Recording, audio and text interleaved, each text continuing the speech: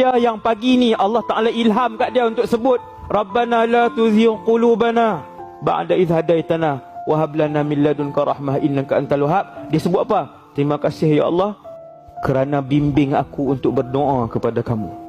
Terima kasih Allah kerana bimbing aku untuk puasa pada hari ini. Terima kasih Allah kerana bagi hidayah untuk aku solat pada hari ini. Bila tengok tangan kita bagi sedekah, puji Allah, terima kasih Allah membenarkan anggota tubuh aku untuk melakukan kebaikan pada hari ini. La in syakartum la azidannakum. Siapa pandai ucap terima kasih dengan Allah, Allah ikat nikmat tu. Nikmat bagi sedekah, nikmat semayang duha, nikmat semayang tahajud, nikmat baca Quran, nikmat puasa sunat. Itu semua tu nikmat. Macam mana nak ikat supaya Allah tak ambil nikmat tu, tak hilangkan nikmat tu? Sebut alhamdulillah. Terima kasih. Terima kasih dengan Allah bagi nikmat.